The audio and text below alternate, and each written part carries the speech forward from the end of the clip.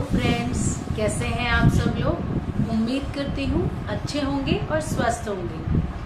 मैं डॉक्टर प्रीति आप सबका अपने चैनल में बहुत बहुत स्वागत करती हूँ। फ्रेंड्स, आज हम बात करेंगे वार्ड्स यानी कि मस्से।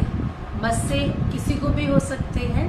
आपने जनरली देखा भी होगा किसी की गर्दन पे या किसी के चेहरे पे या हाथ पे, जनरली फिंगर्स पे।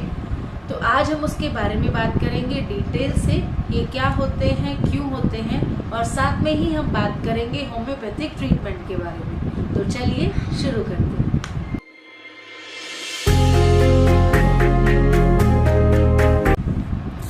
वार्ड्स एक स्मॉल फ्लैशी बम्प जो होता है उसको कहते हैं वार्ड्स। ये देखने में बड़ा ही हार्ड सा होता है। इसके बहुत सारे टाइप्स होते हैं, उसके बारे में अभी हम डिटेल से बात करेंगे। तो स्मॉल फ्लैशी बम्प यानी कि स्किन के ऊपर से हल्का सा उठा हुआ मांस की तरह छोटा सा एक टुकड़ा, उसको कहेंगे वार्ड। तो वार्ड जो है ये होता है HPV वायरस के इन्फेक्शन की वजह से। HPV means human papilloma virus. उनका जब इन्फेक्शन हमारी बॉडी में होता है तो उसकी जो रिजल्ट है वो होते हैं वार्ड्स। क्या होता है कि जब ह्यूमन पैपिलोमा वायरस हमारी स्किन में एंटर करता है ओपन पोर्स के थ्रू, क्योंकि हमारे आसपास में अरबों करोड़ों की संख्या में बैक्टीरिया और वायरस होते हैं, हर वक्त होते हैं। लेकिन जिसकी इम्यूनिटी वीक होती है या किसी भी स्पेशल वायरस को लेकर अगर हमारी इम्यूनिटी वीक हो जाती है, हर वायरस हर बैक्टीरिया ट्राई करता रहता है हमारे स्किन में इन्फेक्शंस देने के लिए, क्योंकि हर किसी को फूड चाहिए होता है। तो उसकी सर्चिंग में सारे वायरस और बैक्टीरिया घूमते रहते हैं। तो जब वो हमारे स्किन पे आके इन्फेक्ट करने की कोशिश करते हैं और हमारी इम्यूनिटी वीक हो तो उस दौरान वो हमें इन्फेक्ट कर जाते हैं। तो हमारी स्किन में जो ओपन पोर्स होते हैं उसके थ्रू ह्यूमन पैपिलोमा वायरस यानी कि HPV वायरस एंटर करता है। वो एंटर जब करता है तो क्या होता है कि अंदर वो हमारे स्किन सेल्स का ग्रोथ को बढ़ा देता है, तो उससे एक ओवर ग्रोथ बन जाती है। उसी ओवर ग्रोथ को कहते हैं वार्ड्स यानी कि मस्से। आपने बहुत सारे लोगों के हाथों पे, उंगलियों पे, यहाँ वहाँ देखे होंगे, तो आप सबको पता होगा कि वार्ड्स क्या होते हैं।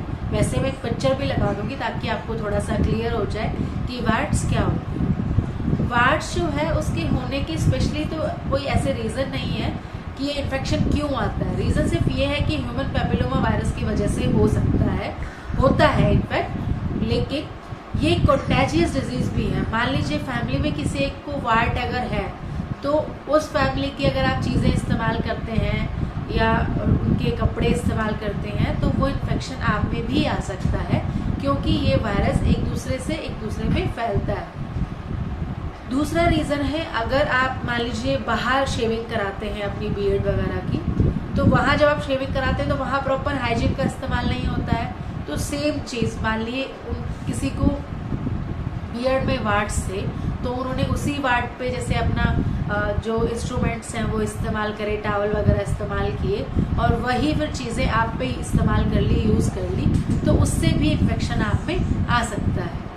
अगर आपकी बॉडी में कहीं पे भी वार्ड है और आप उसे टच करते हैं बार बार, उसको टच करने के बाद आप यहाँ वहाँ हाथ लगाते हैं तो कई बार ये स्किन में इस तरह फैल भी सकता है।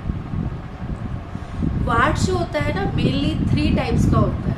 One is the common words. Common words यानी कि जो जनरलाइज पूरी बॉडी में कहीं भी हो सकते हैं, हाथों पे, उंगलियों पे, आर्म्स पे, पैरों पे, गर्दन पे, फेस पे।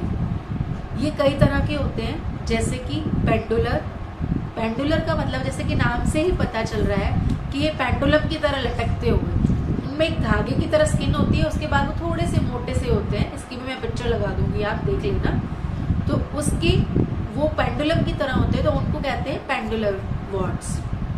उसके बाद दूसरे होते हैं फ्लैट वार्ड्स। फ्लैट यानी कि ये आपको जनरली चेहरे पे या गर्दन पे ही देखने को मिलेंगे। ये देखने में लगेगा कि शायद कोई इन्फेक्शन सा हो गया है, हल्के से स्किन से थोड़े उठे होंगे और बिल्कुल फ्लैट होंगे। तो आप उनको देखेंगे तो ऐसे हाथ लगाएंगे तो आपको फील होगा कि कुछ हो गया है, और वो बिल्कुल फ्लैट होते हैं, उनको कहते हैं फ्लैट वार्ड्स। ये कॉमन वार्ड्स के अंडर ही आते हैं, और भी बहुत सारे टाइप्स आते हैं इसके अंदर, जैसे कि कॉलीफ्लावर, फिग वार्ड्स। तो तो जैसे जैसे इनके नाम है उसी तरह की इनमें शेप होती है। उसके बाद दूसरी तरह के वार्ड होते हैं, वो होते हैं प्लांटर वार्ड्स। प्लांटर यानी कि ये होते हैं पैरों के नीचे वाले हिस्से में, यानी कि सोल में। आपने जनरली उन लोगों के देखा होगा जो बहुत ज़्यादा टाइट शूज़ पहनते हैं या हर वक्त शूज़ पहनते हैं, या उन लोगों में भी हो जाता है जो लोग प्रॉपरली अपना पैर का इस्तेमाल सही से नहीं करते, उनका जो वेट है वो कहीं ज़्यादा कहीं कम होता है, तब भी ये हो सकते हैं। प्लांटर वार्ड जो होते हैं ये काफ़ी हार्ड होते हैं टच करने में, काफ़ी कईयों को तो पेनफुल भी होते हैं। उसके बाद थर्ड टाइप के जो वार्ड होते हैं वो होते हैं जेनाइटल वार्ड। जेनाइटल वार्ड जो होते हैं वो होते हैं जेनाइटल एरिया में। इसकी भी मैं आपको पिक्चर लगा दूंगी, आप उसको इजीली आइडेंटिफाई कर पाए। तो ये हुए कि वार्ड्स क्या है, वायरस की वजह से होता है, उसके बाद इसके क्या क्या टाइप्स हैं, और ये अलग अलग शेप साइज के हो सकते हैं।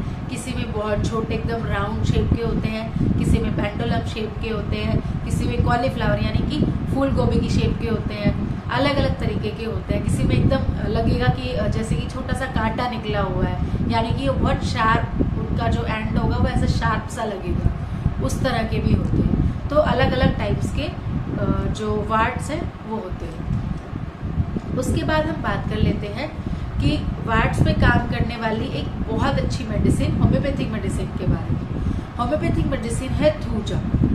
थूजा जो है ना एक बहुत अच्छी मेडिसिन है, एक पॉलीक्रिस्ट रेमेडी है ये। पॉलीक्रिस्ट का मतलब है कि ये बहुत सारे ऑर्गन्स पे बहुत सारे वर्क करती है, यानी कि ऑलमोस्ट सारे ऑर्गन्स के सारे सिम्टम्स कवर करती है। ये वार्ड्स में बहुत अच्छा रिजल्ट देती है।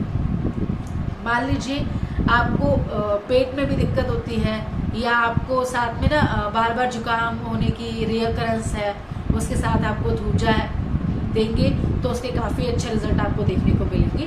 थूजा जो है आपने इस्तेमाल करनी है 30 पोटेंसी में, सुबह शाम आपको ये लेनी है। थूजा जो है ना, अगर आप में जैसे नेजल प्रॉब्लम है, मान लीजिए आप में जुकाम होने की टेंडेंसी बार बार है, उसी के साथ आपका इम्यूनिटी कम है, तो ये इम्यूनिटी को भी बूस्ट करती है।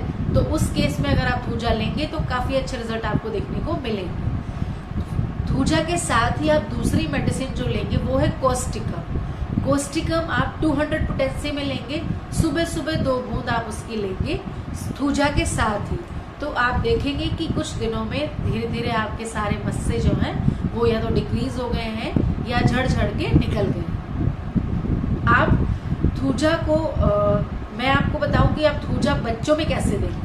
बच्चों में ना इसकी डोजेस तो कम हो ही जाती है, उसके साथ इसकी पोटेंसी भी कम हो जाती है।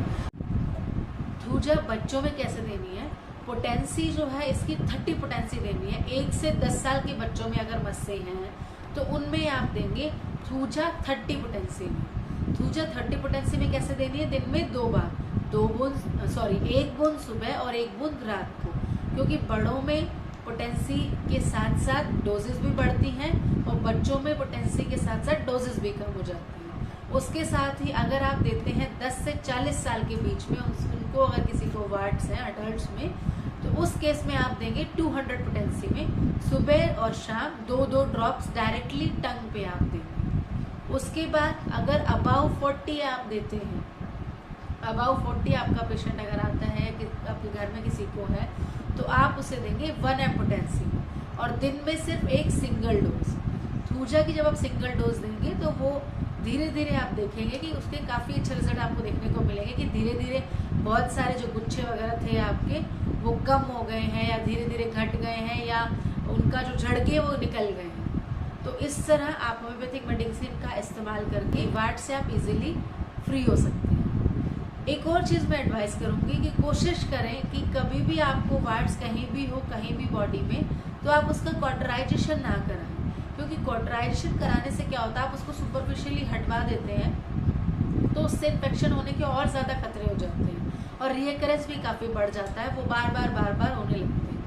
तो अगर आप होम्योपैथिक मेडिसिन का इस्तेमाल करेंगे तो वो जो रियकरेंस वाली जो प्रॉब्लम है आपको, वो धीरे धीरे ख़त्म हो जाएगी और आपके वार्ड्स भी ख़त्म हो जाएंगे। तो फ्रेंड्स, अगर आपको मेरा ये वीडियो अच्छा लगा हो तो इसे लाइक करें, शेयर करें और अगर आप मेरे चैनल पर नए हैं तो प्लीज़ इसे सब्सक्राइब करना ना भूलें। साथ में ही आप बेल आइकन को प्रेस कर दें ताकि मेरे सारे वीडियोस के नोटिफिकेशन आप तक आते रहें। अपना ध्यान रखें। Take care. Bye bye.